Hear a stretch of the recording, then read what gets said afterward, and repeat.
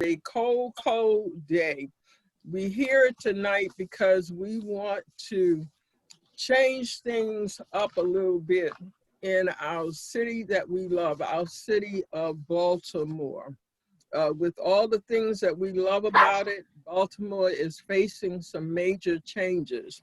And so tonight we have as a subject matter economic empowerment, community development, and community empowerment.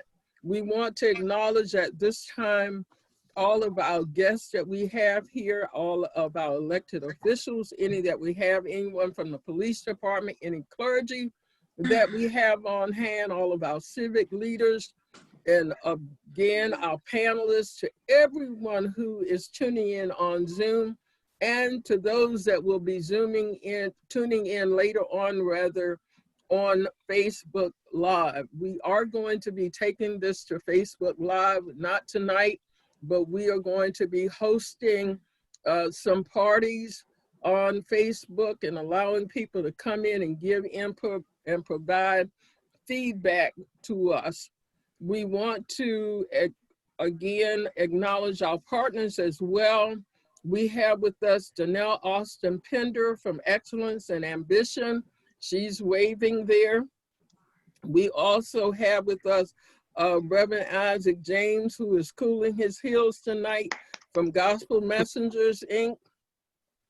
We have yours truly, Charing Spence. I'm president of Park Lane Neighborhood Association and pastor of the Gathering Well here in Baltimore.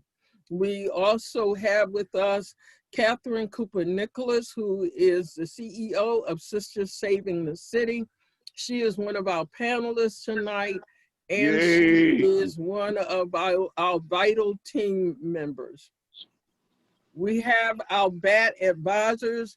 I don't know if Reverend Teresa Mercer is here with us tonight or not, but we certainly want to acknowledge her.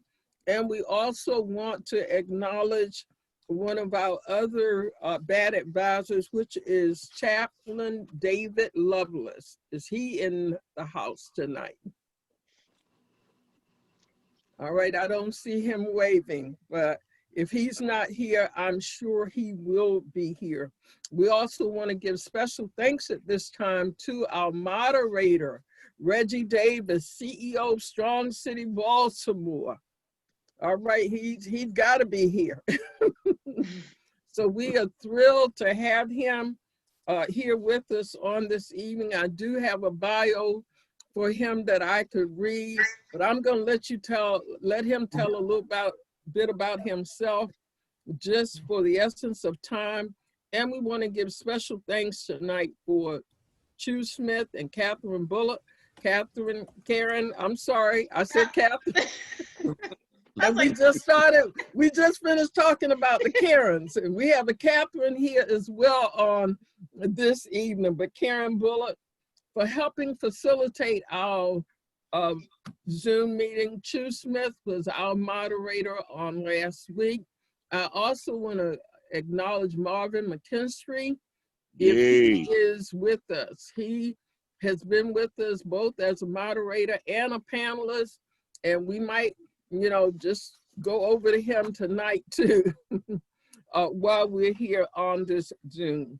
I want you to know that BACT is a newly formed group. So if you start trying to Google us and see what kind of history we have out there, we are new. We are like-minded people who have come together with a vision to change Baltimore, to improve things that are happening and going on. I know, there's a long list. We are talking about all the murders that have been going on. We're talking about the dumping of trash. There are so many, many things, but we don't want to name them one by one because we feel like you already know what they are. But we feel like the answers to the challenges that are facing our city actually reside in our city.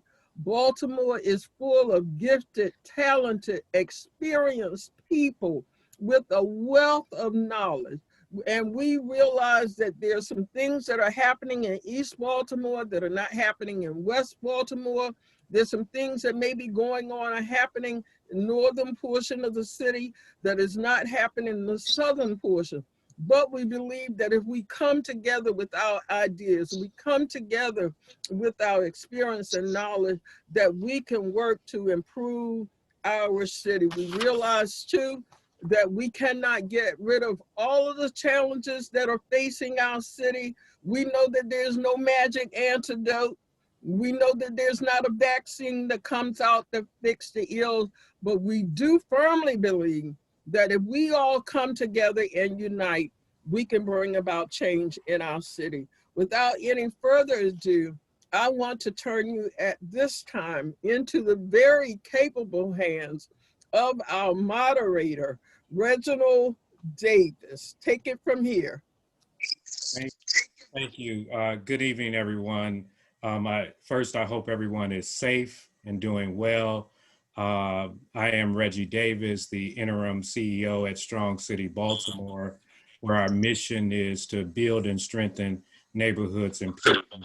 And for me, I think it's so important that we give voice to community, because as was mentioned, the solutions to our problems are right in the city, right in our community, and ensuring that the voices and the perspective of communities are heard. So you didn't come to hear from me. We really gathered here to hear from our panelists. But let me just say, I am honored to be here today with this distinguished group of heroes to discuss economic and community empowerment. No less than the future of our city, as was mentioned, depends on moments like this, when visionaries can excite and can motivate one another, and the people giving their time here today with us to go back out into communities, their boardrooms, their dining room tables, their stoops, and advocate smarter and harder every day for the future of this great city. And at Strong City Baltimore, our mission and our heart is in building better, stronger, and more resilient communities. Building from the inside out. We know that it takes a village, that it's impossible to do this work in silos of thought and experience. With many of the people on this panel today, we will convene, we will advocate, we will build capacity, and always looking at how we can develop new leadership in Baltimore to meet the city's challenges, to amplify and to grow the base of future change agents. So thank you to Baltimore Action Catalyst Team for Change for bringing us together at this critical moment in Baltimore, and I dare say, critical moment for our country and our history. So I do want to say thank you to that. So today we've gathered an impressive group of individuals, as I mentioned, heroes. So let's talk about our panelists today. Anthony Presley is a native Baltimorean who currently serves as the executive director for the Druid Hill Community Development Corporation. He previously served 2 terms as the director of community resources for Druid Heights CDC. He has a decades of experience as a community organizer. In the past, Mr. Presley served as a community organizer and an executive assistant to the president of Madison Avenue Presbyterian Family Outreach Center. Among his accomplishments, Anthony is the founder and president of Baltimore Poets Society. He's the author of Chronicles of a Mama's Boy. Let me say it correctly. Chronicles of a Mama's Boy, a collection of poetry and stories. His professional career is rich, expansive, and diverse, and the people who serve under his leadership have truly benefited from his years of experience. Jaconda Harrison is the managing partner in the Trauma Advocacy Group, TAG, which is an organization that helps victims who experience trauma. Jaconda is a strong believer in women empowerment, and her motto is, "Women with vision make better decisions." Jaconda Harris is also CEO and founder of Cater to Perfect, established in 2014. She inherited her cooking skills from her mother at the age of 9 on how to to perfect recipes. Her mom always told her that no matter how you do it, put love into it. Jaconda helps others achieve their goals by setting realistic timelines. She also always is ready to help anyone in business who needs of community work, with hope of network building in broken neighborhoods, whose only intention is paying it forward. Jaconda has earned a culinary degree from SSND and presented from Chef Terry Dale in 2003. Jaconda received her certification from Mayor Stephanie Rawlings Brake for her dedication and voluntary service for youth in 2015. Catherine Cooper Nicholas, Miss Catherine, is a native of Baltimore and earned her Bachelor's of Arts in African American Studies and Community Involvement from the University of Maryland, Baltimore, Canada. Catherine is CEO of Sisters Saving the City, a faith-based nonprofit organization that provides resources to youth and their families. And as a point of personal privilege, Strong City is thrilled to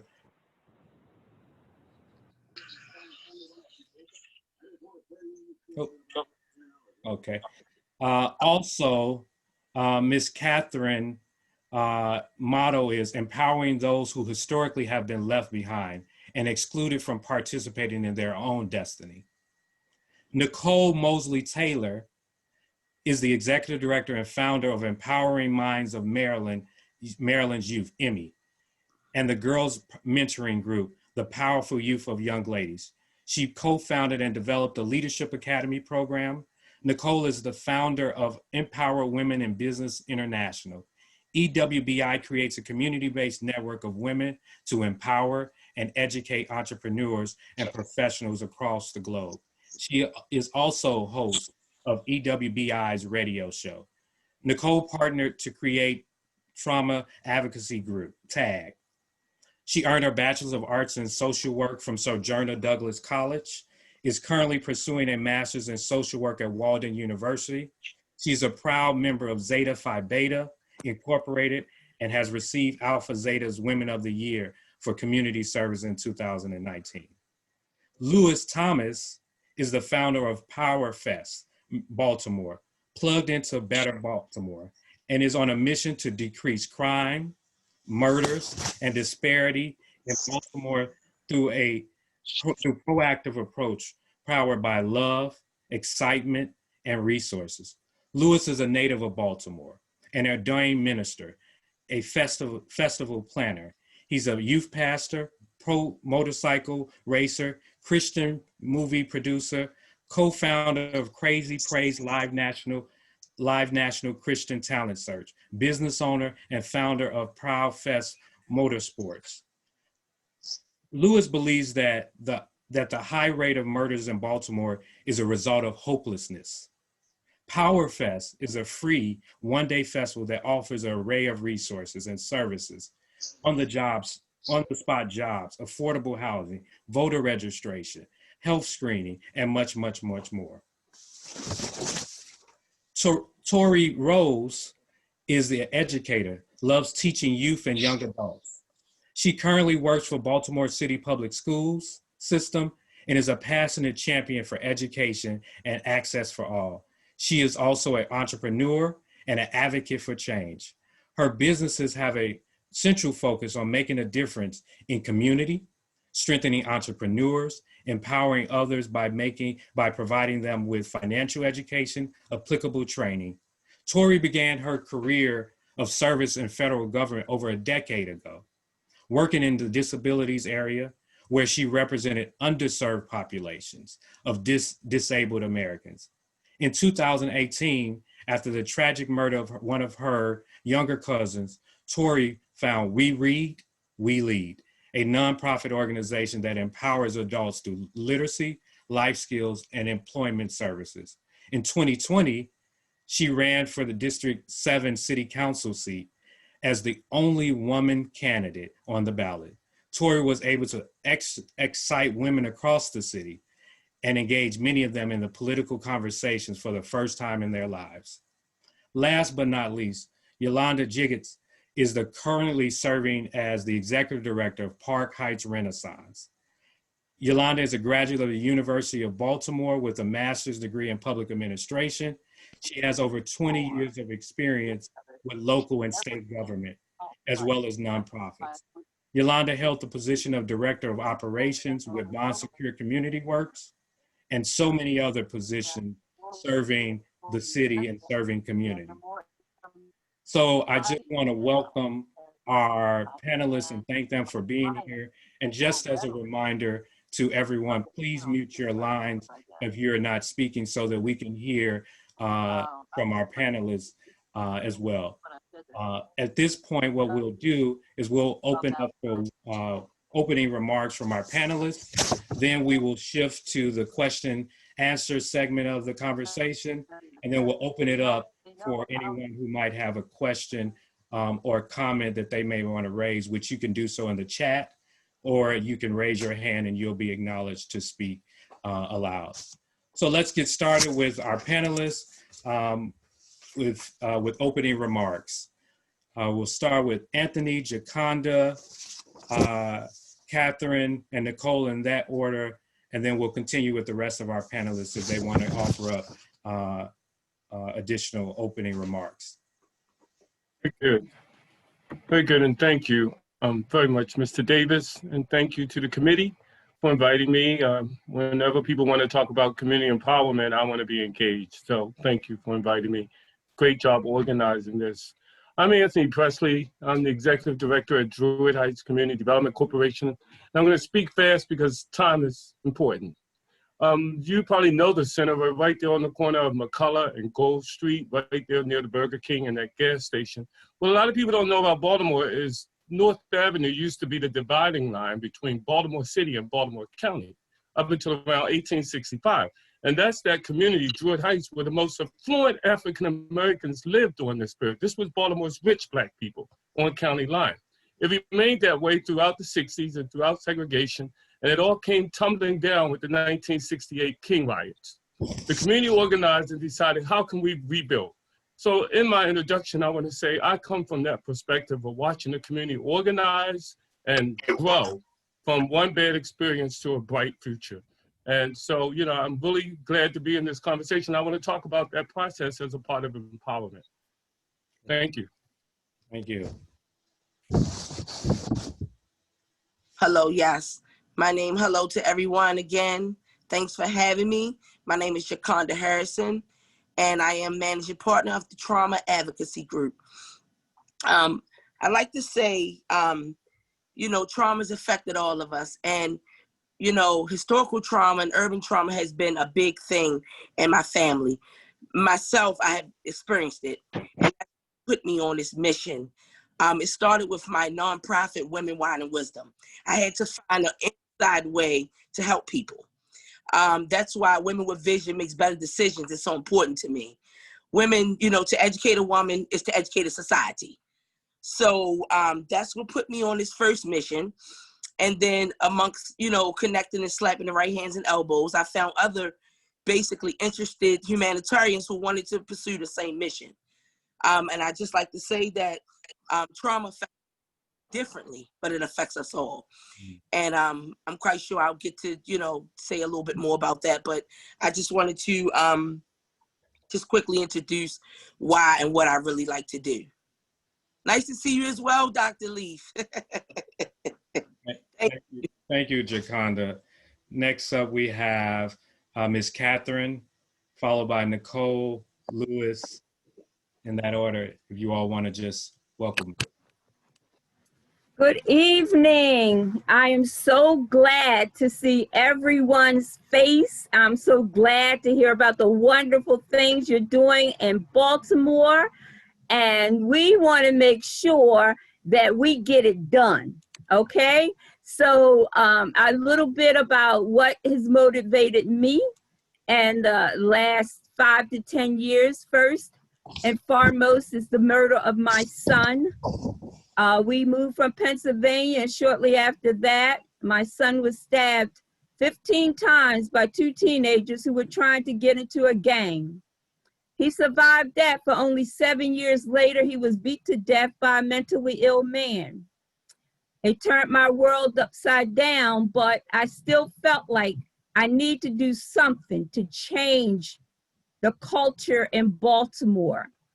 So I don't know, some of you may remember 2007, there were over 2,500 women standing on corners praying for the violence to stop. That was Sisters Saving the City. Now we are at the point we have to do more. We have to do more. I got a vision 10 years ago to build a youth village in Baltimore. We're still working on that. But also the fact that we have to pull together. So many of us have the same kind of concerns to stop the violence and to build the city. My background is in community economic development, bricks and mortar kind of things. And I have not seen that since I've been back in Baltimore. It's just been distressing. Poor housing, no training. Everybody wants to do their own thing, and we just need to come together. So I'm feeling real good about everyone that's on this panel. I'm proud of y'all. Y'all helping me feel better. Good. So I just, y'all keep doing what y'all doing. Miss Catherine gonna be here for you, but we got to build. We got to do the building. So y'all got it. We're gonna do it. Thank you. Thank you, Ms. Catherine. Good evening, everyone. My name is Nicole Mosby Taylor, and I am a managing partner with Trauma Advocacy Group, as well as, well, you heard my bio, so I don't have to go back through. But it's so important for me to not only be a part of an organization like this, will be a part of speaking to some important topics. So first, I would just want to thank BACT, Ms. Spence, and our host for the day, Mr. Davis. It's so important for us to take part in things like this, to be a part of the solution. Many times people, talk the talk and they sit back and they complain, but it's so important for us to come together as a community to decide how can we move forward together. And that's why one of my favorite quotes is, individually we can do great things, but collectively we can forever change the world. And anything that I can do to help change the world, I want to be a part of. So I just thank you all again for having me this evening. Thank you, Nicole. Good evening, all. How's everybody doing? Great. Wow, Good. wow. Good. So I'm Lewis Thomas, founder of PowerFest Baltimore. You all heard as Mr. Davis graciously read my bio, that PowerFest is supposed to be a one-day festival that was actually supposed to happen this year, but of course COVID changed the gears on that. That festival was going to bring people together to be able to get them resources. Basically, I found a need to be able to help people to find resources by giving them fun events up front. So once they get to the fun events, like a car show, a concert with national artists, a three-point shootout for basketball, food trucks, rides for kids, but then when they get there, they have to go through the resources area first to get to the fun stuff. And that's how we're going to be able to help to change some of this disparity in Baltimore. But COVID came along, and so we've taken it to the city. We have different departments. We help feed people who are in need, led by my vice president, David Chap. I think a lot of people know Chap. Yeah, he's a spitball fire guy. I mean, he goes hard. But we also have something I'm really proud of. You've been seeing a lot lately in the news with the guys that are riding the dirt bikes illegally in Baltimore streets. We actually have created a race team for our Baltimore boys, who are very talented, by the way, to be able to tap into the $4.6 billion industry, which is racing, and we make up less than 1%. When I say we, the African Americans make up less than 1% of this industry. So we created a race team. We've already recruited some. They race outside of the city in Anne Arundel County, and it's been a great success. So we're looking forward to 2021 for that as well. But I'm just excited to be here. It's an honor. Thank you, Ms. Spence, for giving me an opportunity to be here. And I'm looking forward to working with all of you all to make Baltimore a better place. Great. Thank you, Louis. Tori and Yolanda. Good evening, everyone. So my name is Tori Rose, and I'm just honored to be here. I share many of the sentiments that were already expressed. This is definitely an opportunity for us not only to share who we are, but to walk away with some real tangible action items. I think too frequently we all come together and we have these grandiose ideas and we talk a lot, and then we walk away and we pat ourselves on the back because we had really engaged in dialogue. But too frequently we just stop at the dialogue. And so what I'm hoping that we all walk away from tonight is with a clear action plan. How do you play a part in keeping this movement going? Again, my name is Tori Rose. Before I was Tori Rose, the candidate, I was Tori Rose, the connector. One thing I understood about our communities that differed from our counterparts were that we don't see people as a resource. Oftentimes we see people as a liability. And when I would intermingle in other communities, and I say it that way because it's almost like fighting your way into conversations at other communities and fighting your way to try to be heard in other communities. I felt like I was intermingling, like I have to break down barriers. What I understood about how we have been doing things in Baltimore is that we're in silos.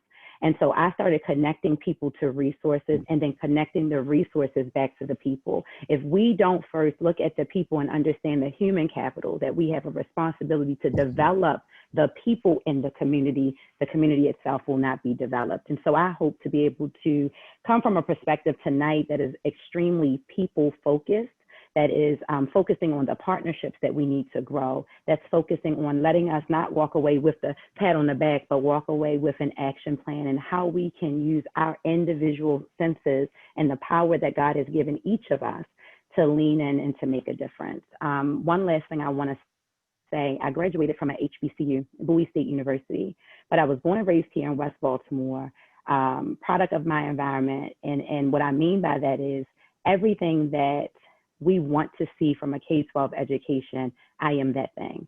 I am the young lady who was able to go to Western High School and successfully graduate. I am the young lady who was able to go to a HBCU and successfully graduate. I am the young lady who was able to then land a government job and before I was 30 years old, cleared 6 figures. I'm not saying this to brag. I'm saying that I am not unique, that my story is one of hundreds of stories that need to be told, and we have to reach back to the people and change the stigma of what it looks like to be a product of Baltimore. So thank you again for having me. I'm looking forward to this discussion, and I'm gonna go ahead and turn the floor over to Yolanda. Thank you, Tori. You must be my tag team buddy because you took most of my talking points. But one, I just like to welcome everyone tonight. Thank you, Ms. Spence, for inviting me into this discussion.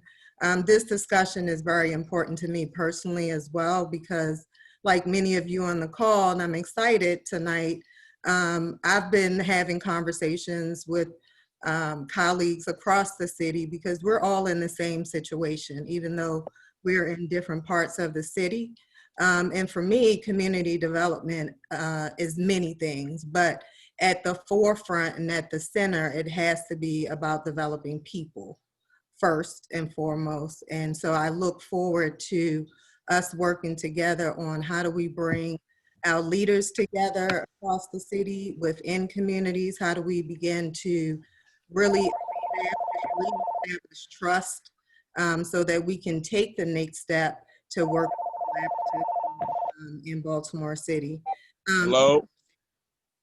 We all share many of the challenges, particularly as it relates to limited resources required to restore communities after decades and decades of disinvestment.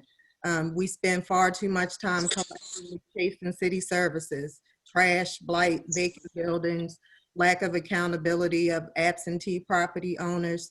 So I'm looking forward to also strong advocacy work together as we address some of the immediate issues we can do together with our expertise. But a lot of what the work I see ahead to is advocacy work to change some of the policies and laws that have continued to, leave our residents victims in their own neighborhoods. So all of that, everyone has already kind of piggybacked on my sentiment, we're happy to be here together as leaders and residents in Baltimore City. And I just look forward to working with everyone to actually take the steps needed to move the needle.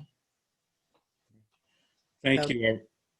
Thank you, everyone. And so I think we have started the basis for the conversation and introductions and opening remarks. So I think let's start on the foundational level. Let's talk about what is community development. I think, Yolanda, you may have started us off as the last speaker. So how do we define community development?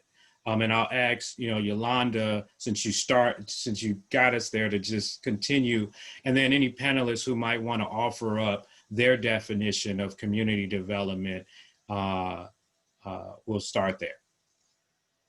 Like I said, I think community development is very broad, and when we limit definition of community development, we start in a place of disadvantage. But at the forefront of community development, that you envision people, they want to see physical development when you talk about community development, but at the root of that are the people who live in those communities. And if we're not at the same time providing resources, addressing behavioral and social economical challenges and barriers, we will never truly see communities that are vibrant and thriving. We have to make sure that we always keep the people at the forefront of community development. I definitely agree with you, Yolanda. And I just wanted to add that we have to be proactive with it as well. So a lot of times we wait for things to happen and, the reaction is to do something. But if we are proactive and put different things in places to help people with mental health now, providing mental health as an annual checkup, just like we go to check on our physical health. And, putting other things into play to help people who, one of our main things with Trauma Advocacy Group is we deal with people with trauma. So we understand that 70% of Americans are dealing with some type of trauma.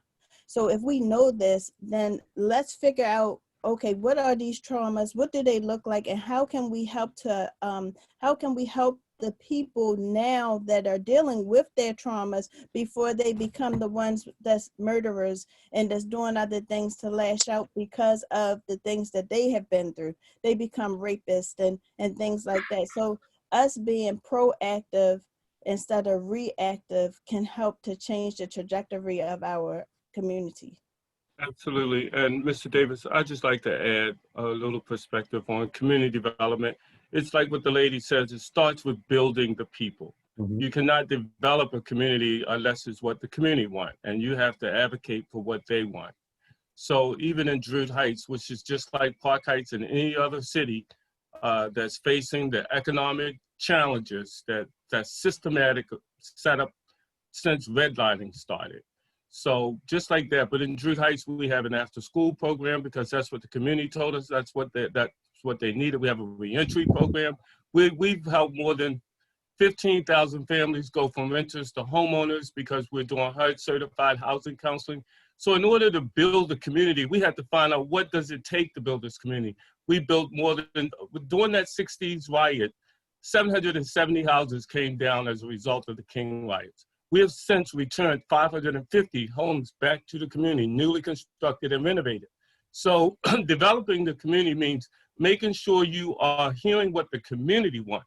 This is what they wanted. They wanted investment without displacement. They wanted to become homeowners. They wanted an after-school place, a summer camp, a reentry program for men coming home from jail. And that's what they wanted, and that's what we have to do. And like I remind my staff, we are here on behalf of the community. We work for the people in this community. And how can you work for them if you don't know what they want?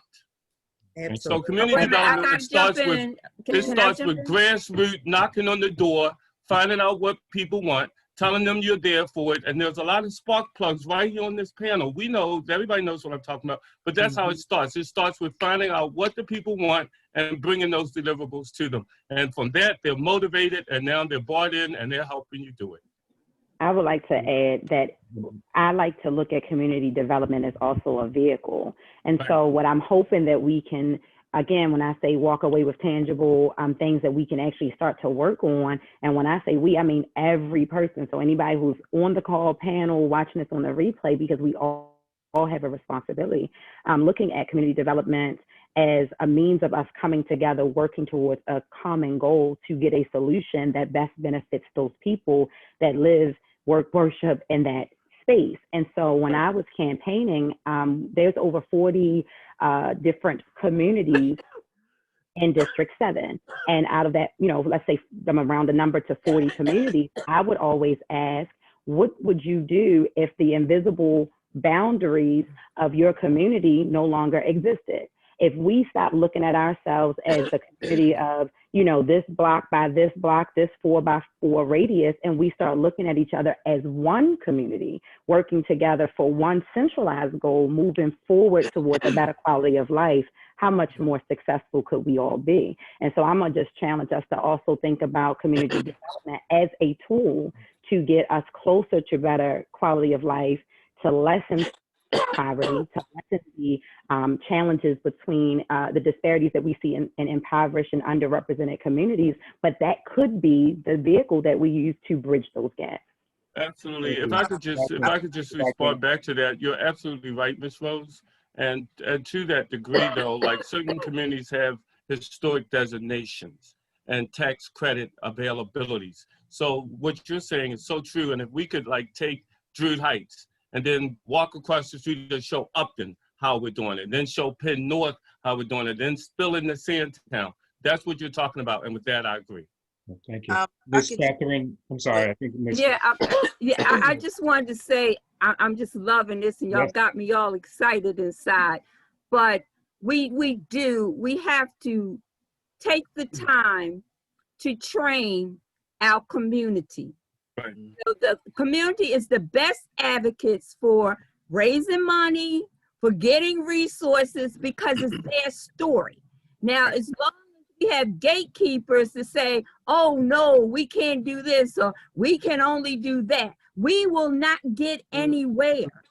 You have to listen to the people that you're supposed to be helping, working with, touching. So I'm going to talk about that a little bit later, but I'm listening to what you're saying. Everybody is really on the right track, but how do we break through to the powers that be?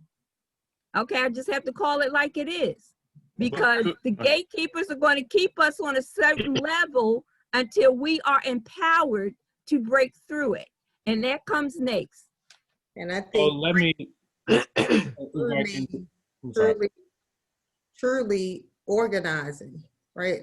And I agree with what was already said about this is a movement. We have to go back to grassroots community development and organizing, because if we realize the power in the numbers we have, Right. There you go. Power in the number, and I'll speak for all of us, but even in Park Heights, we have over 30,000 residents.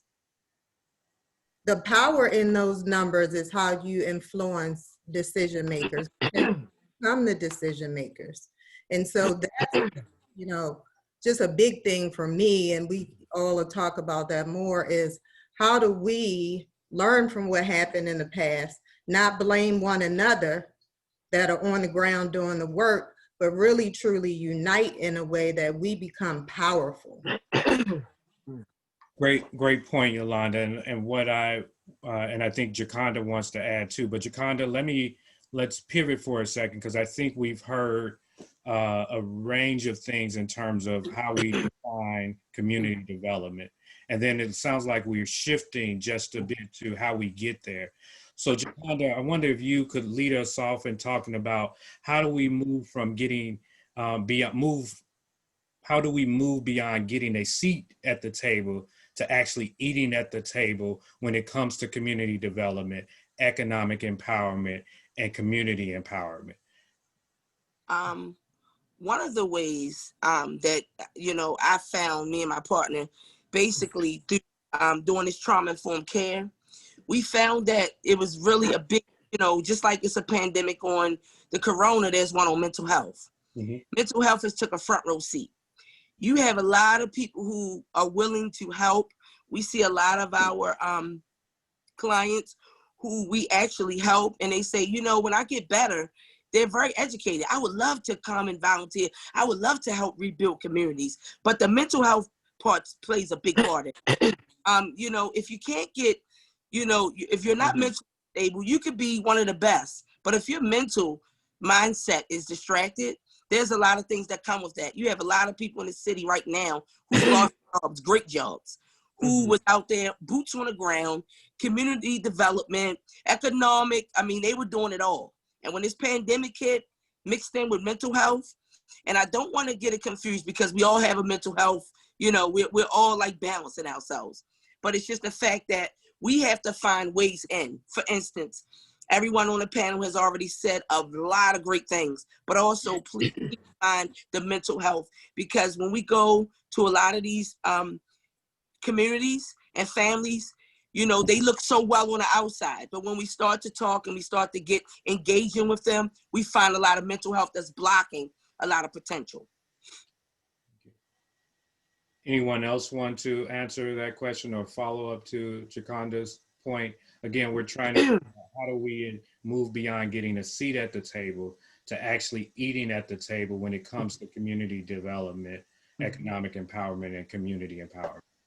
So Louis, yes, were you about to speak? absolutely. One of the things that I've heard mentioned quite a few times is that the people of the community need to come together, and there's power in numbers.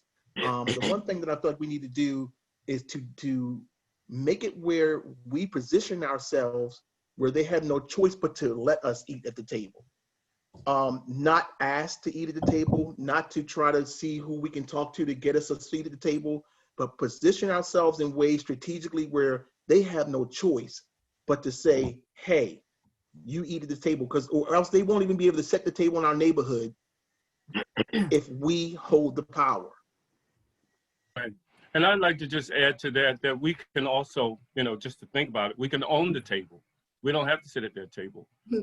At Druid Heights, we had a chance, and I just want to put this example out there because it was a very powerful learning experience for me. We had a chance to build houses, and we needed state money, city money, and money from the bank. So we figured out how to do it without the bank money. So I would like to talk to any Black person trying to build houses and show them how to build a house without the bank. Because now when we sell these houses, these homes on Baker Street, all the funding is going right back to the community organization. And I got in trouble because people were like, sign the deal with the bank. But we did this without the white man. Let me just put it that way. So we have to start owning stuff. We're the developers. We're the contractors. We're the everything. And all of our contractors with minority contractors. So we're Black mixed with Black. So own the stuff. We do not have to ask to sit at their table. They want to sit at our table at this point. Turn the table. And I'm going to play devil's advocate for 1 second, only because, well, A, it's my nature to do. And secondly, the time I spent in the federal government, a lot of the work I did was in human capital, human development, and sustainability. And so what happens too frequently, those of us that have the capacity to kick in a door, to build a table, we do that. We build a table, we are self-sustained, and we're up and running 15, 20 years. But 15, 20 years doesn't change hundreds of years of blight, hundreds of years of systemic and systematic oppression and deliberate leaving people out and shutting people out of the political processes and conversations. And so I'm going to challenge us while we are building our tables and while we are saying we're going to show them that they need us and we don't need them, that we turn around and we train the next generation of people to sustain the tables that we've built. And the reason I say that is because too frequently we see, again, silos at those tables. And so what happens is now in the world of the Black developers and the CDCs, which I love, I'm not coming against you guys, but now there's like a group, like a dynamic, a neighborhood relationship of the powers that be, even in that thing. I see it in education. So those teachers, those people with the different MSDA, BA, ABC behind their name, we see these now, again, silo groups of individuals. So I can walk into a political world or political room and almost everybody in the room know me. But if I walk on Pennsylvania Avenue, will those same people know me? If I'm on Hilton and North, do those people know me? Because the reality is when we create our own lane, we do leave people left to traffic. And so we have a responsibility to turn around then and to train people to replace us, to give out the power and to teach. And it was something else I wanted to, Eartha Harris. A few years ago, I had an opportunity to work with Eartha Harris. And she used to always say, who is the we? Who is the we? Who is the we? This question is, how do we not only get a seat at the table, but how do we eat? Well, we first have to identify we. I just had a conversation earlier where we talked about everybody that's your skin folk ain't your kin folk.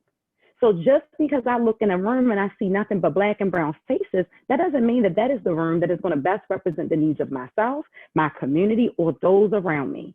And so the dangers sometimes of building a table without them is that we have elections where people will get 2,000 votes and get voted in. Out of 30,000 potential votes, you got 2,000 votes. And now you are sitting at the legislative decision-making table, represent me. You represent me, but I don't even want your help because I'm making my own table. And so I'm gonna play devil's advocate in that, because what it forces us always to do is to jump in and out of this cycle of power.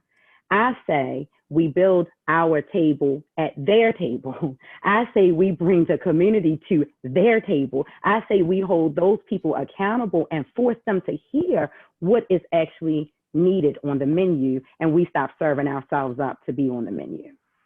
And I agree with everything you just said, Ms. Rose. I wasn't saying the opposite to that. I was only suggesting that as a community development corporation, we've made a deal with the city that they cannot put up any of our vacant properties in that community, because I see vacancy as equity. We own the 2200 block of Druid Hill Avenue. We own all those vacant houses. We're the CDC, and we represent the people. So I humbly serve in this, and if but for the grace of God that I do what I do, I can't do without it. But my point is, we had to X out the white man in this, because then we would be 30 years connected to owing them the monies. So we don't owe anybody anything. These resources stay and support our after school program and getting what we need in the community. So I totally agree with what you're saying, but I'm back to my point. Yes, we need them. We need to be at their tables demanding what we need, but also building our own way. I agree. I just want to step in for one moment, if you all will allow me to. I want to say, first of all, please, if you're not a part of the panelists right now, we ask you to please mute your phones. I know that some have coughs and different things that are going on, but we definitely want to make sure that we hear.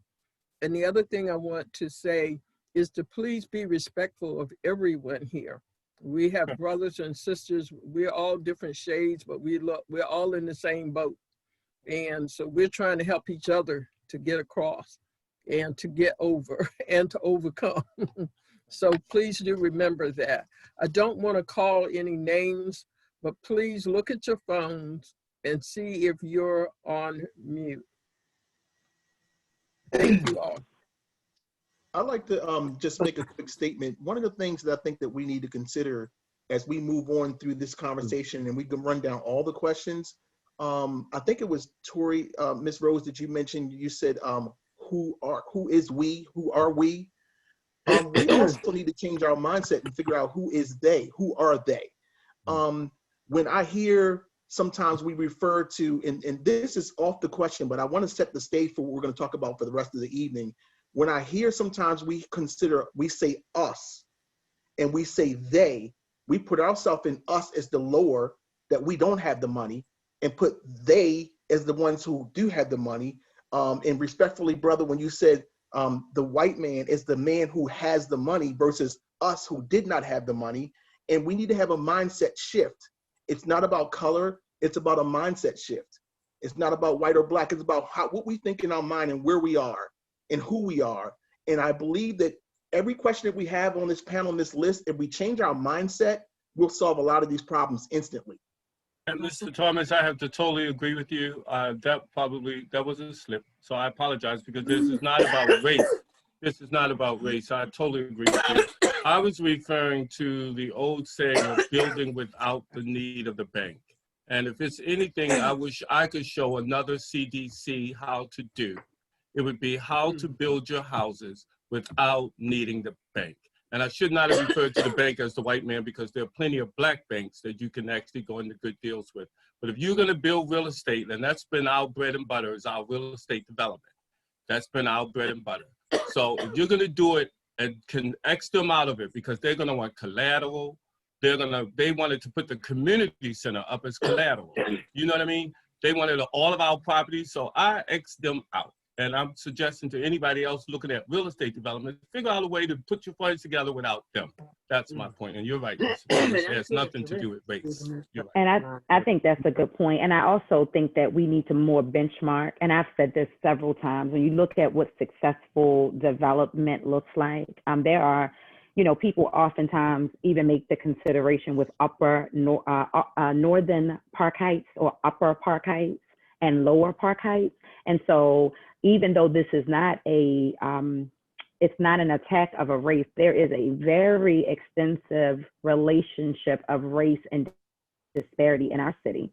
So first and foremost, you speak truth to power, because we want to make sure that we are understanding historically why certain communities are the way they are. So I respect that. But also what I was saying about the sustainability, once you've learned that and you've exercised for 30 years how to have successful relationships and building houses and not being in debt to do so, then we have a responsibility to teach other communities how to do that, because we know that there are communities that are self-sufficient, that are wealthy, that bank within their own communities. We know that happens. And so I respect that last comment, and I appreciate you for the clarity.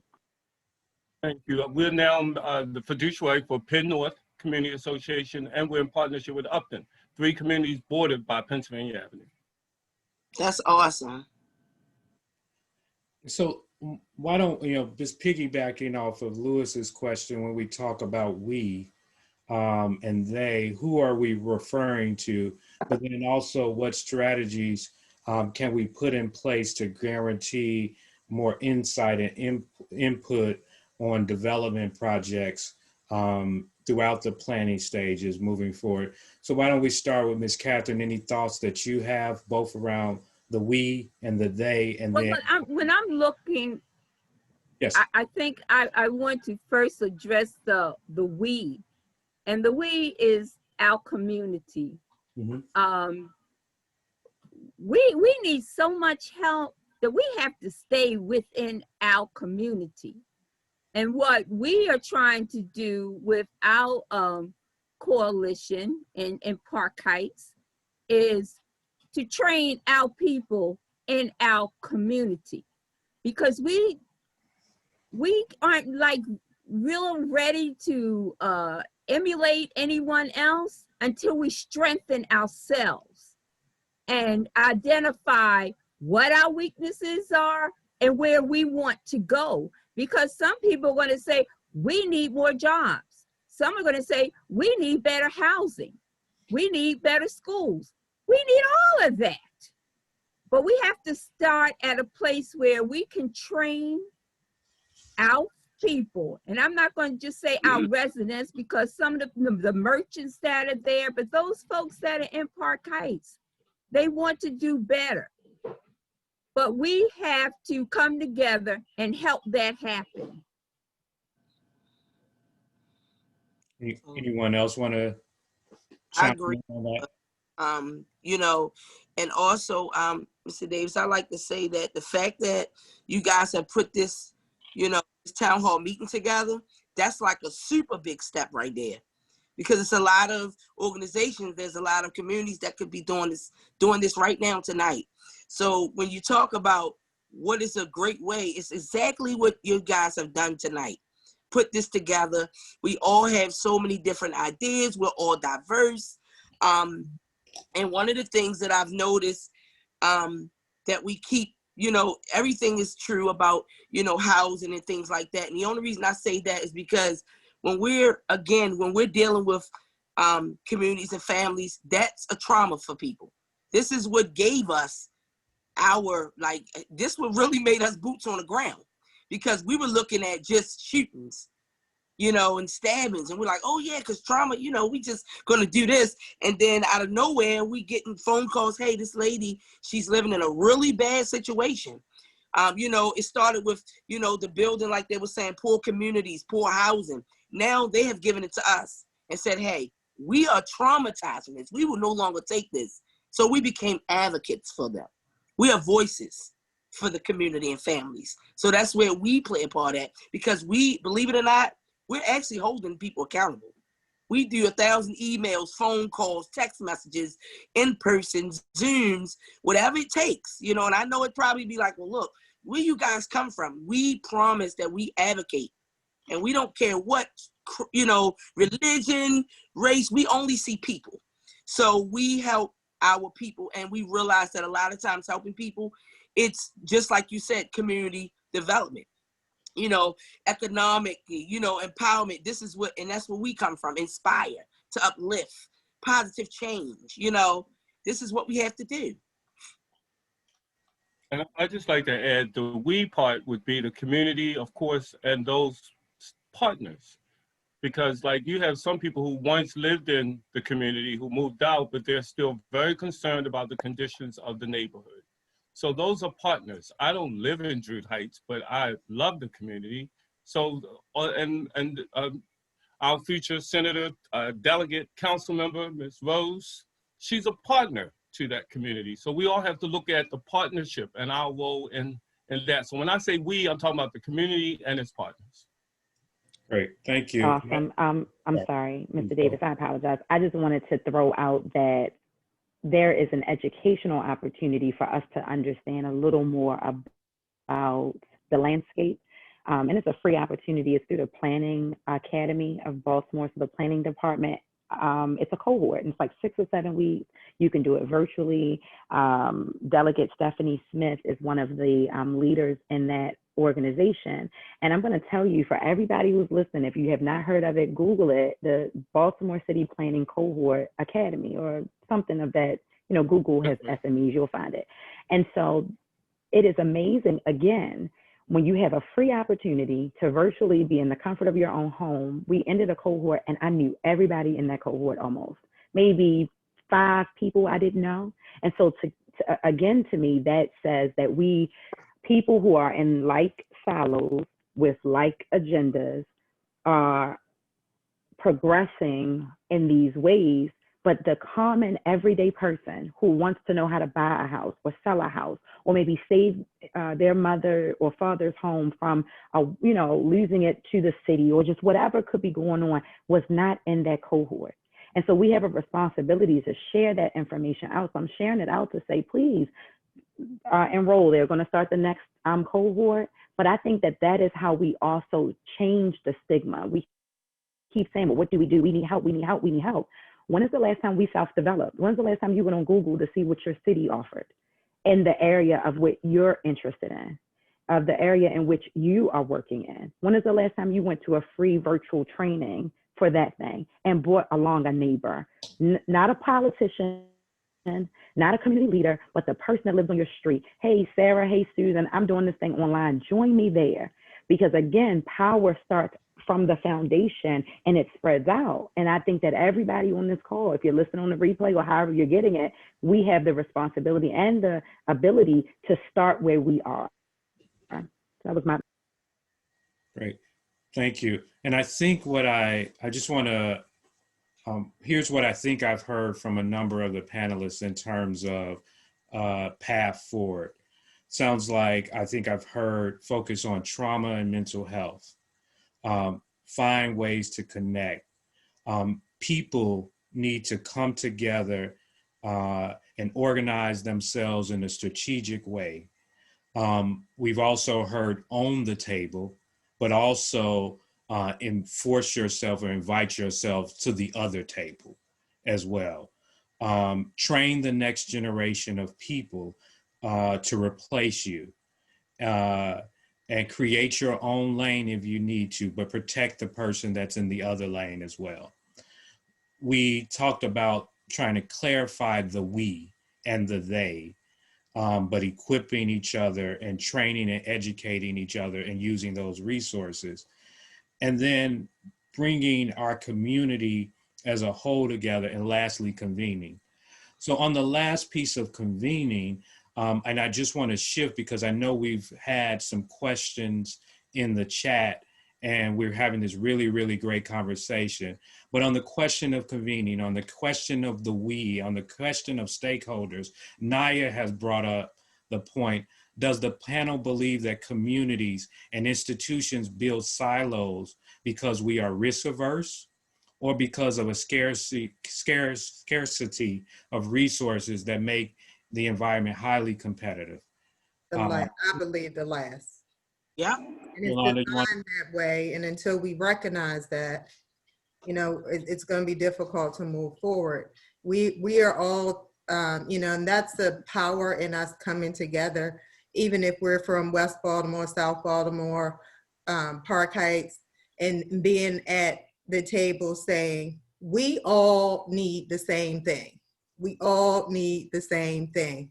Don't divide us by saying, oh, we're going to give you a little bit of hush money. And then the community continues to fight over those pennies.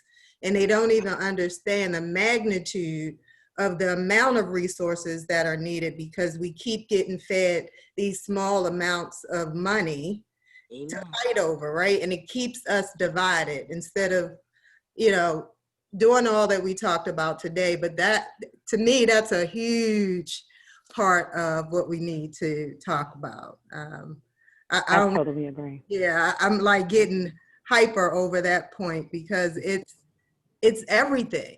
I mean, we have to figure that part out.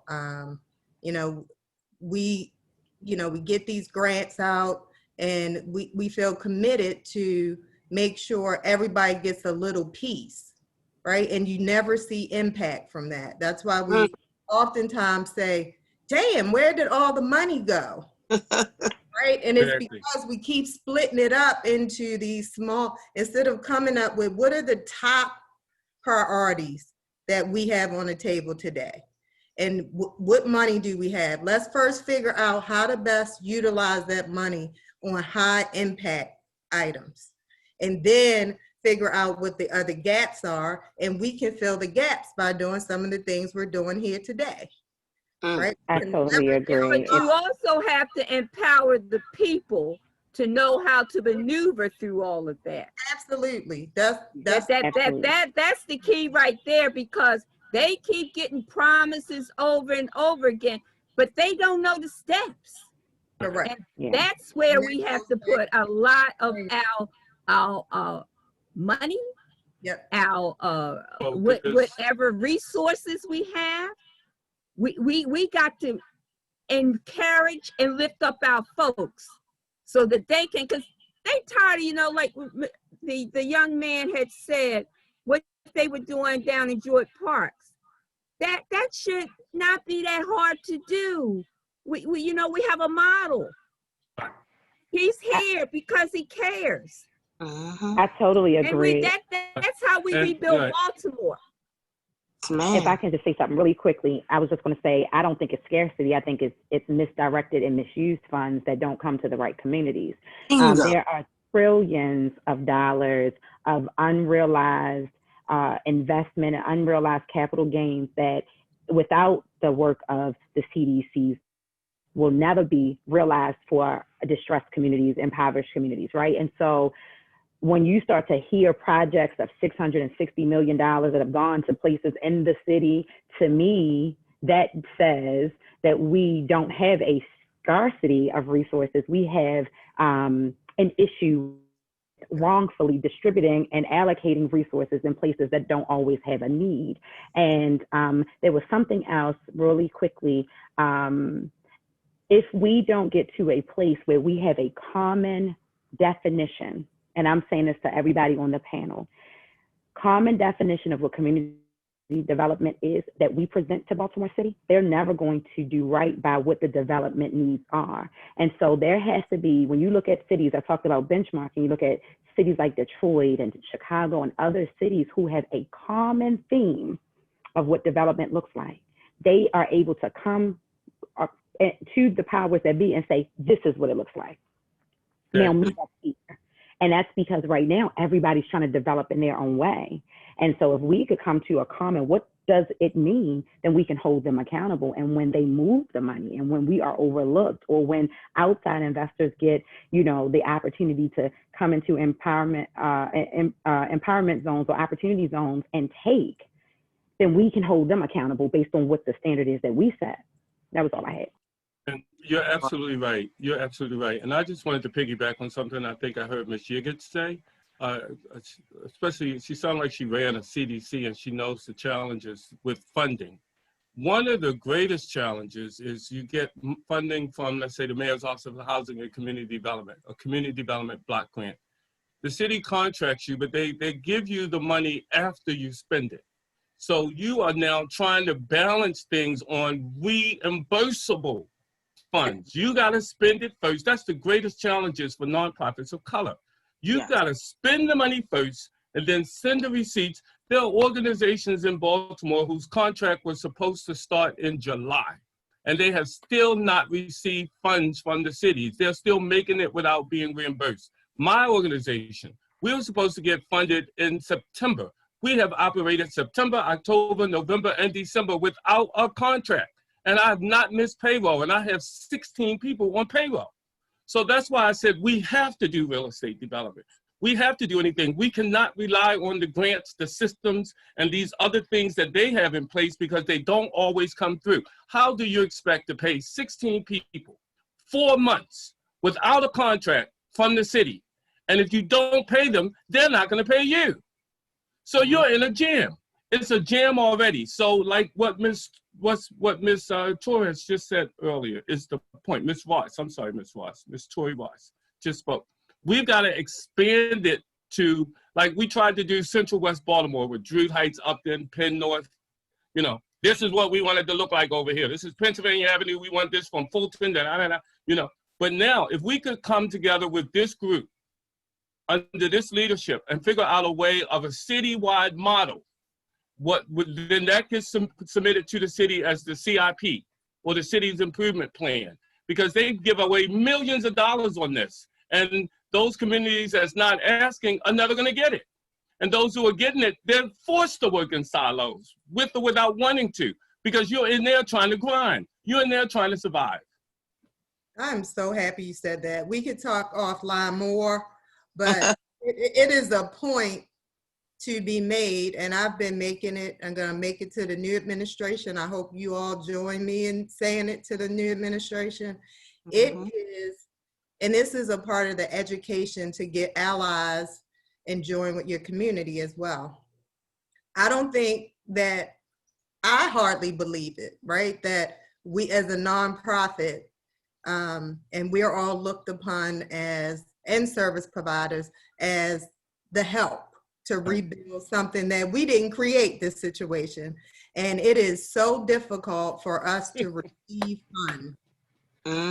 Spending half of our resources just chasing invoices and bills, and, you know, so I think all I'll just say is I'll second and third that motion, that's a topic we all need to stand united on. It's way too difficult for minority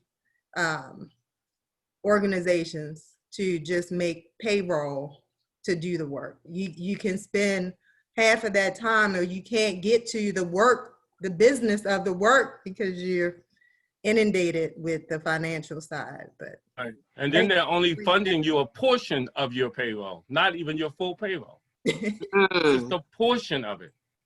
Wow. One thing I'd like to bring up, Mr. Moderator, and you put it in, I think one thing that we haven't talked about in depth that I think is a part of this conversation also is information sharing.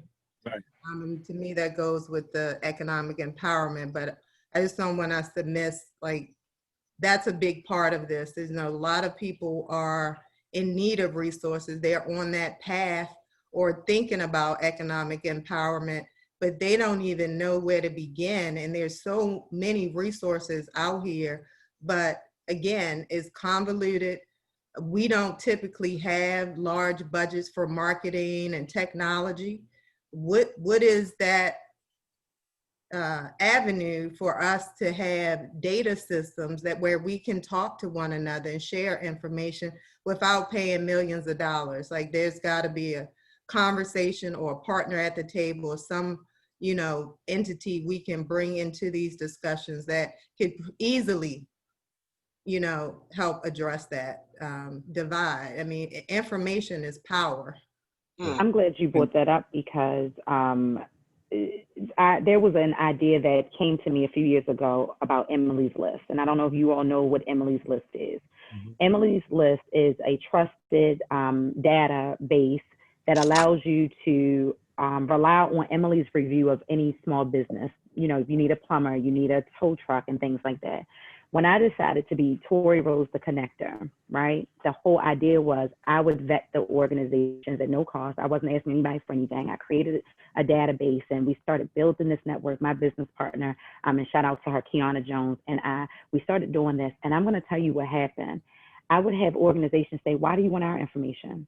Why do you want to know our email address? Why are you trying to get in contact with us?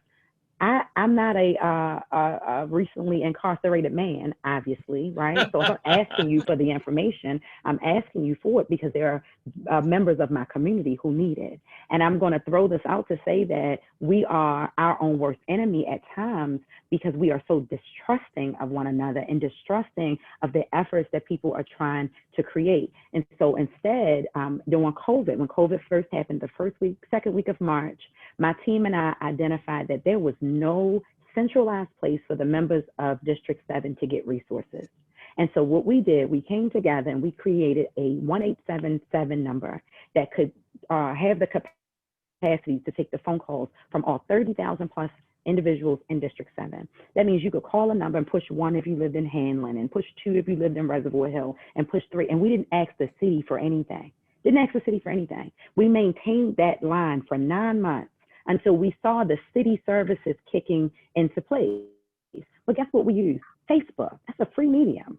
And so if they're not going to give us something and they're not going to give us the budget to do it, then we created our own. In that regard, I agree. But then we do go back to the city and say, wait, there's millions of dollars that come into offices that have the capacity to reinforce these things in technology. How can you help and support us? And I think what happens is because we are so busy building our tables, we forget to then hold them accountable. We forget to send them the bill. And I would be willing to, with everybody on this call, let's build something that is our list that says when you need this type of resources, these are the 4, 5, 6, 17 vetted, organizations. And that also means if you say you have a nonprofit, and you don't really have a nonprofit, you say in your nonprofit a mission statement that you feed 100 children, we might bring you 100 children to feed. We're gonna hold you accountable because there are so many new nonprofits created every month that are not doing what they're supposed to be doing. And so I say we build it. I say that we come together and we build it, or we continue to build something that's already established on Facebook and just build it out.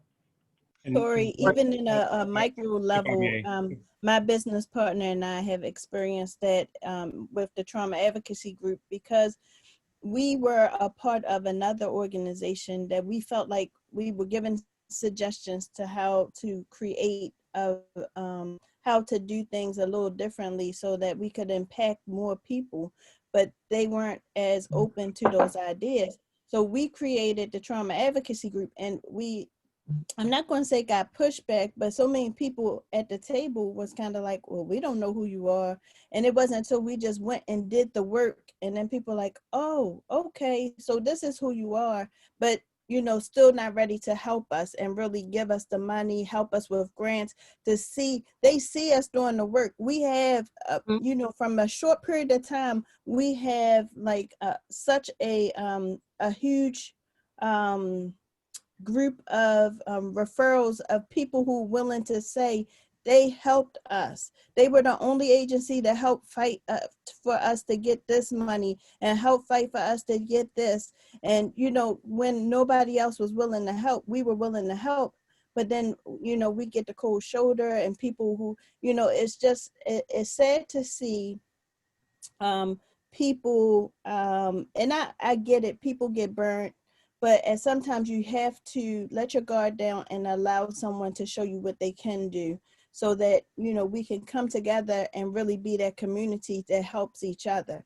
And until we start, coming together to help each other, then we aren't going to be able to be, you might be successful in a small way, but it's not going to have a huge impact on what we could do if we come together to do it together. So, just changing that mindset. And I think a couple of people touched on that, but changing that mindset and realizing that, like with my hand right here, my fingers have a responsibility. Each finger has a responsibility, but when I ball it up for this fist, it becomes a mighty way. And that's what we have to change our mindset in the community. We have to come together. We have to work together in order to move along. And just like someone said earlier, they were saying, about the whole table, and you can bring, I love what you said. You said, bring your table to their table. Bring your table to their table. We're all at the table and we're going to get the job done. So I really hope that, BACT is going to be that organization that help brings all of these organizations together to move and get our agendas done in a timely and in a positive way. Thank you, Nicole. I believe that we have a couple of the audience members who have questions. I believe Naya was one of them. Naya, did you want to unmute yourself for your question? And I believe Isaac, I see your hand next. And sure. Yeah, I just typed in the chat that if there is an organization on the call that is interested and has staff that can be dedicated towards maintaining a database, I could train somebody on how to develop and maintain a database using Airtable. It's a free software. It's very adaptable. I mean, people could access it from their phone or online. It can be hosted on your website. It would take it does take, it would take some amount of time to maintain it on a week-to-week basis, but that is within reach. That is absolutely within reach. Something else that I've been encouraged by lately is that through the work that I do at the Digital Harbor Foundation, we've had some youth step forward who they really want to confront the social isolation they're facing right now by building a virtual community using Facebook, using Slack, using these different softwares that are available. So I really do think that there's power in engaging our kids in our communities to tackle some of these issues, because they're native to the virtual environment. They absolutely, if we empower our kids to solve some of these problems, they will come to the table with solutions that we haven't even. Thank you, Naya. And I just want to remind everybody not speaking. And thank you, Naya, for being an example of resources within the community. Did any of the panelists want to respond to Naya? If not, can we get his information? Can he share his information with us, or with Pastor Spence, and she can share it if you don't want to share it on the overall Zoom? I did have a question for you, Naya. As soon as you said it, I said, yep, sign me up. But then I took a step back and said, I have questions about what actually is the commitment. And maybe that's something we can overcome together as well. If there are several of us organizations on the call and we all could dedicate some staff time, or do you think that's too difficult to manage? However many folks are interested in learning about what the solution, or coming together to determine what the solution, what is the right size solution, I'd be glad to talk through it, to demonstrate what Airtable can do. And you know, I would estimate somewhere about anywhere as low as 2 hours per week to maintain it, to as many as 5 hours per week, depending on how much data is being collected. So it could be a decent commitment, but I'd be glad to do a demonstration for folks. That'd be great. Thank you, Naya. I Isaac? definitely would be interested. I'm sorry, at Druid Heights Community Development Corporation. We do a summer camp for 100 and some kids on Pennsylvania Avenue at the church, and we're doing an after-school program that's been shut down due to COVID. But we're about to do piano lessons, and we're about to hire a young person. So I would be very interested. I put my email in the chat, but please, if you could, if somebody could find a way to, we should stay connected, you all. You know what I mean? I know all of us put in a long day. I know we did. I know I did. But I'm still so committed to this because I like the panel and I like the discussion, this whole conversation. So thank you. And that's a resource that we could definitely use. I could definitely, one of our weak points is our social media part. So thank you, sir. Please come help us. And I just wanted to make sure I'm hearing two different things. So I am going to reach out about the youth. I currently have the awesome opportunity to serve 355 high school students. And so Naya, I'm hearing one part is the youth stipend opportunity for them to build a virtual community. And then I hear on the other end, you're saying you have an opportunity to help us build a resource list or a catalog or data list of resources. You're saying, are you saying those two different things? Those are two different things, yes. There is the ability to build a resource database free. It's free for the software. Somebody would just need to maintain it. And then yes, we are stipending for youth right now who are looking to develop a virtual community. We don't know what it's going to take to build that out and sustain it. But I would be glad to let you all know where we are in progress and how we might be able to deploy that further. Awesome. I will stalk you down. Thank you so much. Isaac, did you have a question? Okay, I have it on. I've been listening to the conversation and from the panelists. And the reason why it's so important for us to be honest is because we want to bring, this is not business as usual. I've reached out to many different organizations that are listening, or also they're gonna look on the Facebook site. But I want to say this, there has to be honesty and integrity for us to come together, because Baltimore's gonna suffer. I hear a lot of practices in this city on the east side and the west side that are deplorable. And the reason why I'm so excited about BACT is that when I reached out to several groups, I won't mention their names, they're having the same conversation that we are. And we're wondering, why can't Baltimore come together? I saw Dr. Phil Leak on there, who actually came to Park Heights about 5 years ago for one of our initiatives. And also I invited Druid Heights, because Druid Heights has been doing wonderful work.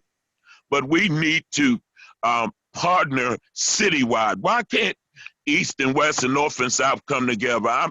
I feel that there are a lot of faith-based organizations that want to come on board, but they say, Reverend James, when we link up with these community associations, they don't want to unite with other parts of the city. And one of the organizations I've been talking to is Bill. I've been also talking to GetCo. I'm getting ready to also talk to other faith-based organizations that actually do trainings.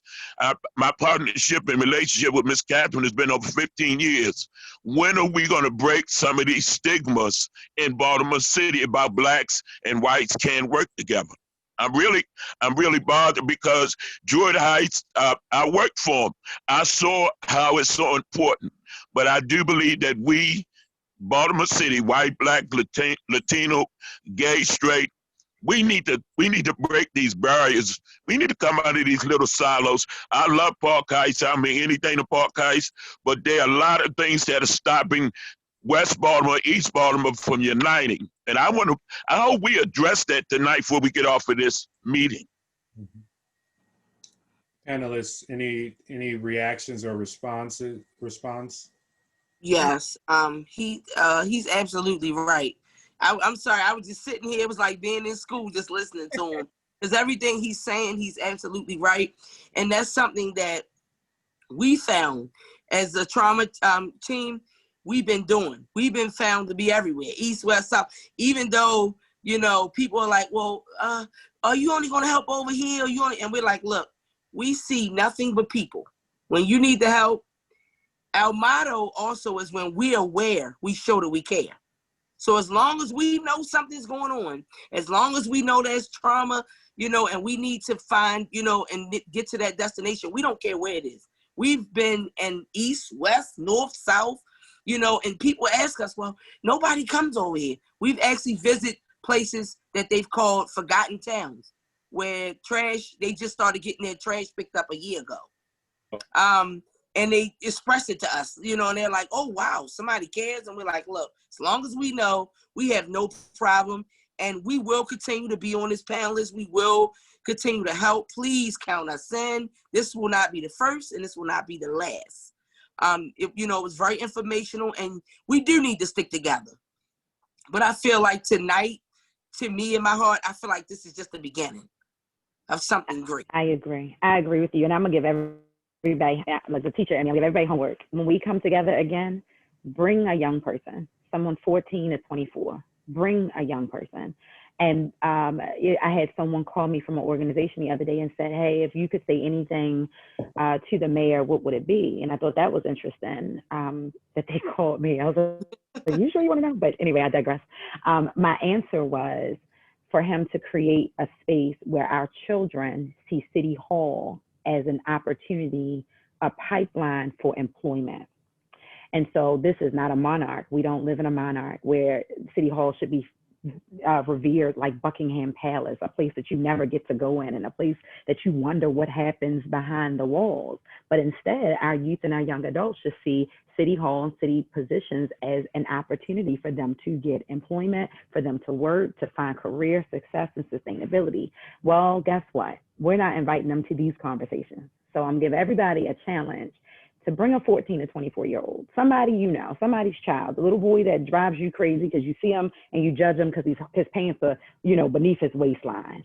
Stop and talk to that young person and say, hey, I know you got a phone.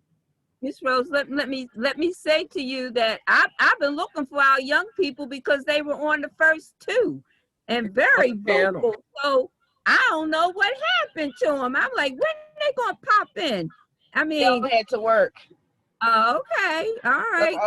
All five that we had scheduled. Let me know that they are scheduled. I mean, Wednesday is one of their days. McDonald's, Chick-fil-A, we got Amazon. them everywhere, and all five of them are working tonight.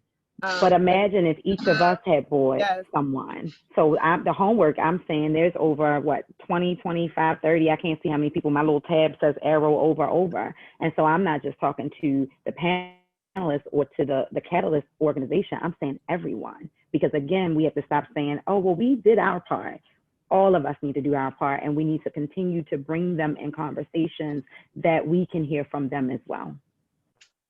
And I think something else that's key is for like the Park Heights community and the Druid Heights community. I don't know if there are any other communities on here, but like Mr. James said, we got to go beyond our own box. And it's the struggle that keeps us in the box. I mean, trust me, nobody want to be in the box. But when you get up at 7 and you're in your office at 8 and you don't get home to 8, you've been in the box. You know what I mean?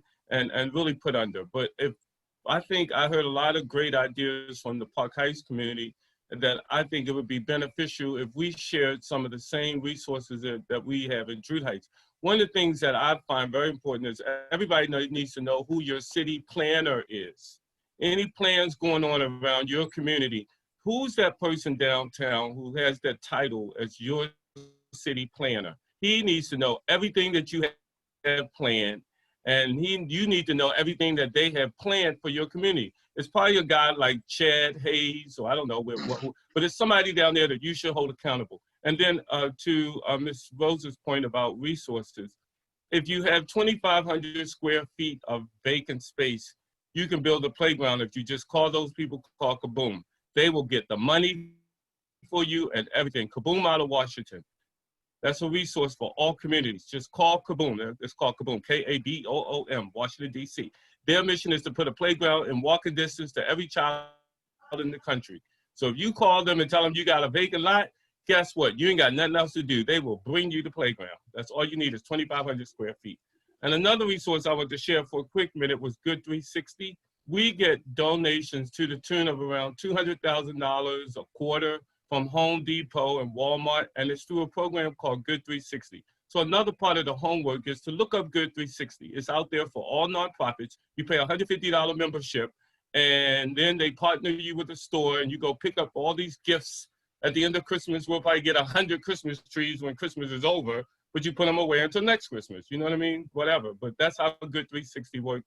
And then the last thing is about us. We train first-time home buyers. And my favorite word is home ownership. I'm sorry, that's my favorite word. So I put my email on there. You can take a first-time home buyers class on the first Saturday of the month at Drew Heights. It's free. It's now on Zoom. We're doing 40 families a month. That's 380-some families a year. And we're training those families to become homeowners. That is the tool we need to use to empower our community. If somebody can pay $650 for rent, they can definitely pay $675 on a mortgage. Right. Thank you. So I'm looking at the time, and this has been a really great conversation. And so what we're going to do is we'll just give the panelists an opportunity to offer any closing remarks. And I know we've talked. Oh, I'm sorry, Hannah. I did before we switch to our panelists.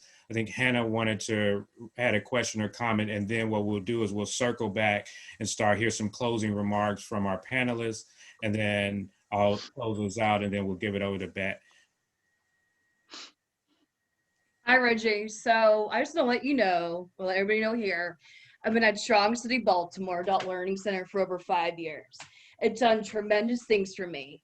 The Adult Learning Center actually went to my heart, and Baltimore just been great for me. I'm from Ellicott City, and I've been to Winona City, so basically a different part of town, and I really like everybody at the Adult Learning Center, and I learn a lot, and basically I have really good teachers. Everybody's very supportive, like a big family, and I think that Strong Company overall is a really good facility. And I think overall that Strong City basically it benefited me in terms of ways of 1, academically, 2, socially, and 3, where I felt more confident in myself. And it's just been a really, really good thing for me over the years. Thank you, Hannah. Wow. And we're really proud of you. Yeah. And I did not pay her to say that. I wish she did. So let's hear from our panelists in terms of closing out. And as you're doing that, I also sort of think about the groups that we discussed in terms of engaging. We talked about government. We talked a little bit about business. We didn't talk about philanthropy and foundations. So I certainly invite you, as you think about any closing remarks, next steps in engagement with any of those groups, as well as the we that we talked about. So I'll start because I have questions and suggestions. One, I just want to thank everyone. This conversation has really got me energized. So thank you all. This has been great. I was tired as heck when I got on the call. I'm not gonna lie. You already know. I was drinking coffee, you see, but coffee. But this is what needs to happen. And I'll say, as I'm a new executive director in Park Heights. I've been here and born and raised in Park Heights, so I'm happy to be back, right? But You know, I came in all full of fire, and I really haven't had the chance to do many of the programmatic components because COVID jumped in. We talked about, we've been chasing invoices, trying to make sure we make payroll, trying to make sure we address food access, which was the highest need that was coming to us every day. So a lot of what we're talking about is on my agenda for Park Heights. So it's like you guys have confirmed for me that at the community level, this is what needs to happen. What I'll share with you is one, my focus is on the community leaders. Not that I'm leaving out anyone else, but to me, that's where it starts, right? I have to first be aligned with them. They have to trust me, vice versa. We have to understand the strengths we all bring and the weaknesses, right? So we can help overcome them. But I think, you know, there are a couple of things that came up in this session that I had on my list of things to start movement on in Park Heights, but I want to open them up maybe for next steps. A next step, recommended next step is, you know, I envision bringing us together as a community, but then breaking out into work groups so that we can be effective, right? All of us we need to start these conversations, but there needs to be a task force around workforce development. There needs to be a task force around physical development and that process. And how do we fundraise? How do we, one, get input from the community? You know, and then there needs to be a business coalition. How do we work in the community with the business owners, and how do we help promote them? And how do they give back to the community? So those are, and how do we start a community leadership academy where we're constantly providing the leaders with the education and growing that leadership circle, as many of you have said about, and Tori talks about this a lot. I too am very interested in preparing the young people to pass the baton to, right? Many of our community leaders have been in this for a long time, and I know they're getting tired, and you know they deserve to, you know, transition down and teach the next one. So those are 4 areas of interest that I just wanted to put out there that I think, you know, we're already going to be working on, but it may be a good dynamic for us to think maybe in that kind of way of, if we're going to work across the city, how do we, you know, break this up into manageable parts? And then maybe we come back and share the information sharing, but just a thought on next steps. Thank you, Yolanda. And so we'll move on to our next panelist in 30 seconds or less for each of the panelists, because I want to be invited back. So let's go with Ms. Catherine, Tori, Nicole, Lewis, Jaconda, and Anthony in that order. 30 seconds or less. Okay, I'm going to keep it that short, I hope. But I want to piggyback on what Yolanda said, and Sister Saving the City and Excellence and Ambition and Ms. Spence, we have come together and we actually have reached out to trainers, and they came to us and we were all ready to get the money, and here comes COVID.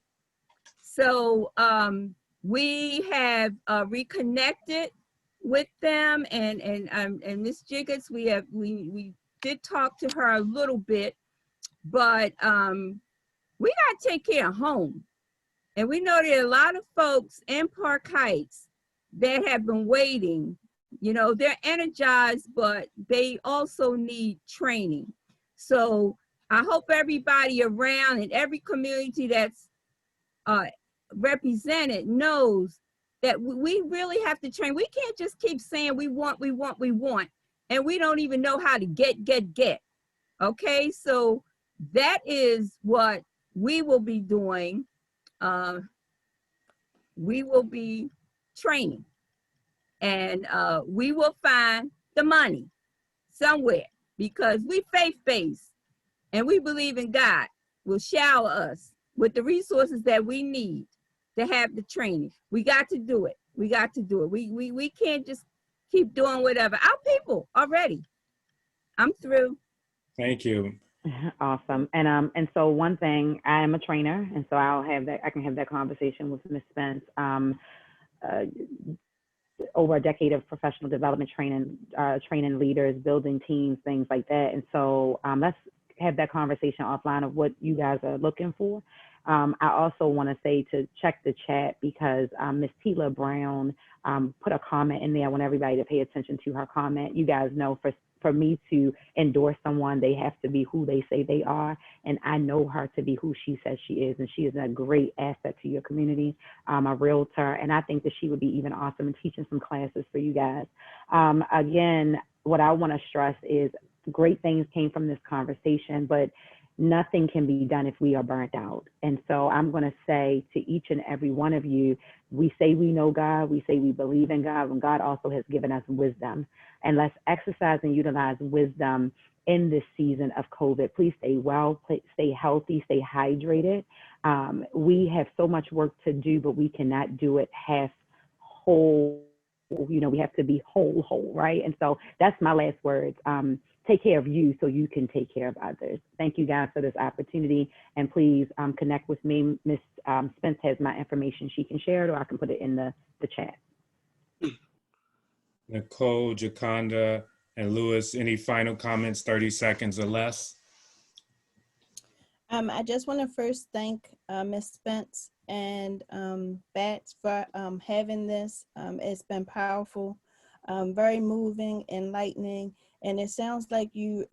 This is the start of us coming together to create those solutions that we need to affect change in a positive way. So I am very hopeful. I'm definitely interested in being a part and would like to know, what does that look like? As far as our community, if anybody, is in need of assistance, Trauma Advocacy Group is here for you all. And we look to partner with anybody, or if you know anyone who is experiencing a trauma, please feel free to reach out to us because that's what we do. It doesn't matter what the trauma is, from a house fire to domestic violence. We want to be able to really impact our community in a positive way. And I think that's what this discussion is all about, us coming together to be able to be that change that we need in our community and to empower others and to impact each other. So I will leave with the way I began. Individually, we can do great things, but collectively, we can forever change the world. Let's come together and make this city the best city for the United States of America. Thank you.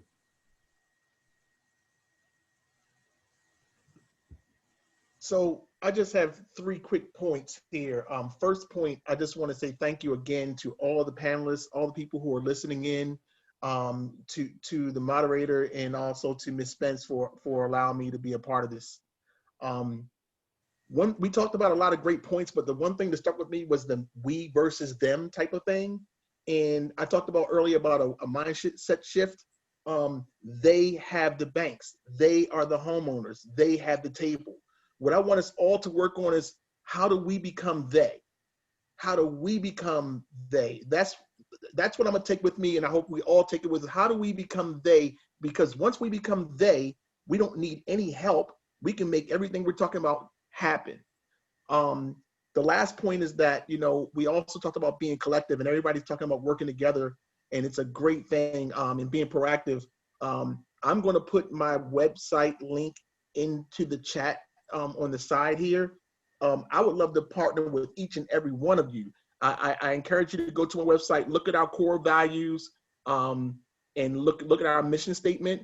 And we actually have a vehicle that's body wrapped with our website on it. And when it hits the street, you can tell because people start hitting our website. So I actually, on my home page, any company on here right now that wants to partner with us, we will put your website with your link on our home page. Because again, we have to trust each other. We have to start by trusting each other and coming together. I feel like that's indicative of Baltimore. We don't trust each other as much as some other cities, and we have to start with that. So prayer changes things. God bless everybody. Again, thanks for having me. Anthony, you have the last word on the panel side.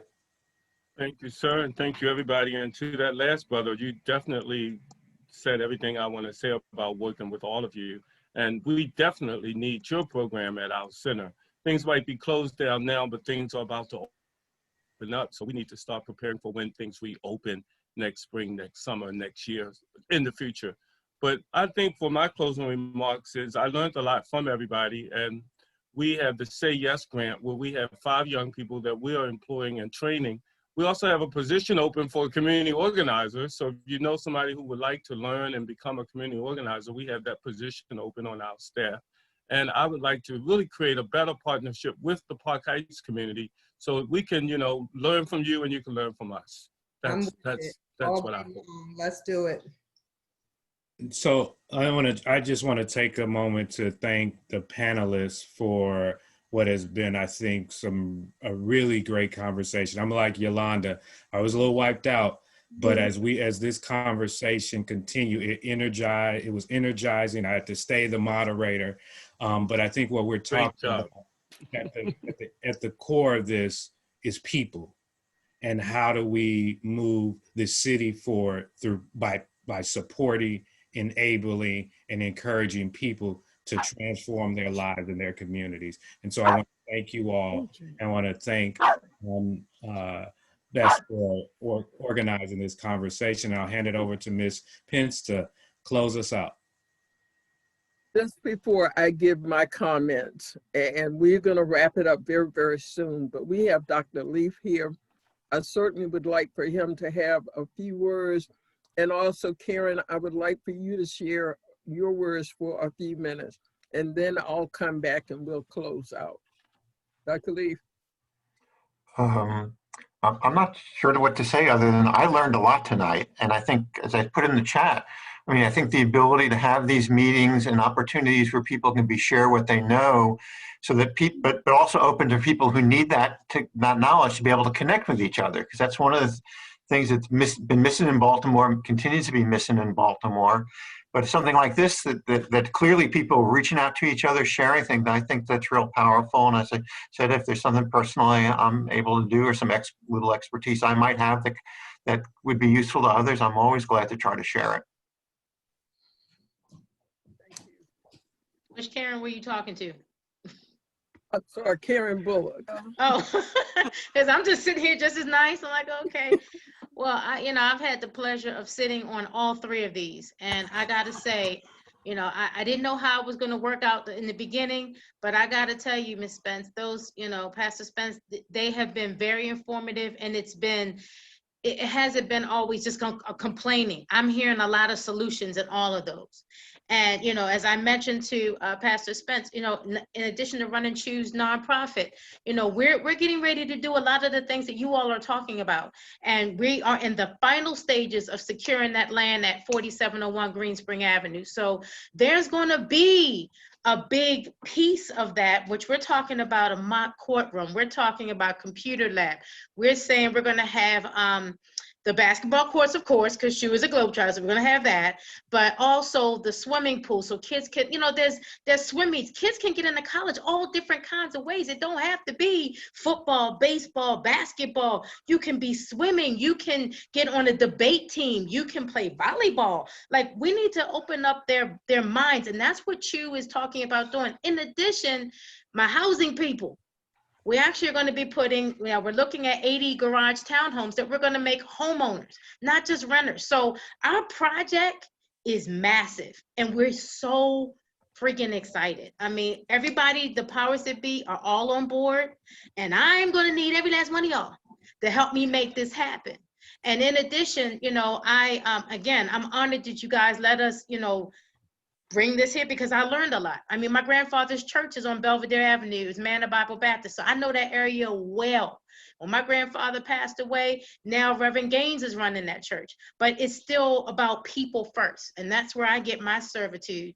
And, you know, the last thing I'm gonna say, I do have a for-profit business where I do PR and marketing. I have a commercial printer. So you don't have to go and spend hundreds of thousands of dollars, because what I tend to do is, look, whatever they're charging, I may cut it in half because I've learned the markup in the game. But I feel like if I give back, God will give back to me too. So, you know, I do all those things, and I'm MBE, DBE certified. I took the time to do that. So I'm here, y'all. That's my thing. And I love this because we 10 minutes ahead of schedule. Pastor Spence, you got 10 whole minutes. And I may need every one of them. I am so, so thrilled. I am so very, very happy. I got tired of people just being sick and tired. I got tired of being sick and tired of myself. And I look around, and as I said before, we have such talented, gifted people. And when you can just bring people together to understand that we are all in the same ship. And if we sink, we all sink. If we go down, we all go down.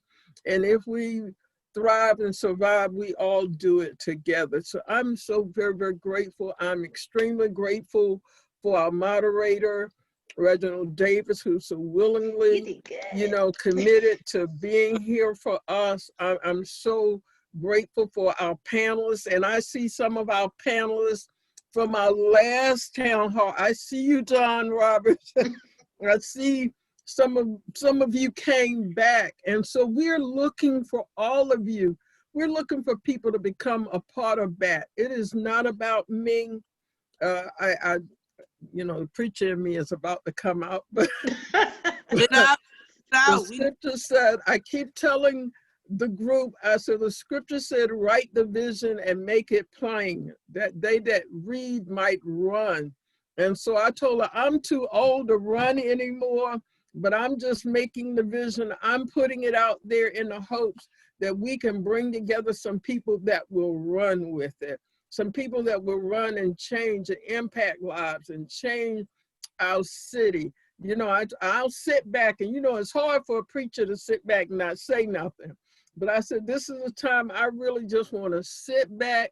I want to glean. I want to pull in. I want to pull people together. I want to pull visions, ideas, strategies, pull it all together to make it work for all of us. All of us can be the they. All of us, and we can train our people. As Catherine said, we've got training that we're putting together that we want to empower the people, equip the people. We talked about that earlier, Reggie. We want to equip the people to go out and then be able to equip and empower more people. We did have young people. We had young people that served on our two last panels, and they were dynamic. They were dynamic. And we want them to be very much a part of what we're doing and what's going on. And I'm crossing off, after this is finished, not only do we plan to do the training in January, but we hope to pull together work groups that will be able to come together from February through May. You know, we can do it virtually, because when COVID leaves here, we want to be ready to hit the ground running. This is giving us time to sit, to plan, to strategize, to bring people together, to bring ideas together, you know, while we're shut in. So we're not going to be shut in and do nothing. We are working. And I know some of y'all got to go to office, you know, so I understand that. But, you know, we still want to have this time to come together. I liked, oh God, so many things that I heard said on today. Again, I want to thank everyone. I want everybody, whether you were on the panel or not, please put your information in the chat. Put your information, if you don't mind, put your telephone number and put your email address in the chat, because we want to be able to reach out to you we want, again, us to come back together to start working on the different things, pulling together those databases, pulling together ideas about building, you know, the classes, the training, all of that. So if you leave the information there, because what will happen when this is all over, Karen usually gives me a printout of the chat. And so I'll have your contact information. We'll be reaching out to you through that resource, letting you know what's happening, letting you know what's coming up. If you're interested in working in a particular area, or if you need help in a particular area, please let us know that as well. And I just appreciate everyone. Yolanda Jiggers, we appreciate you coming on board. And I know there was some stuff that you really wanted to address tonight. You could say amen to quite a few things. Amen and amen. Thank you. For some conversations that we have had together. So I thank you. I love you all. BACT, you are the best. Thank you. We're looking for, and we're counting you as a part of BACT. All right. We want you to know that already. We're counting all of you in. Pastor Luke, I see you out there.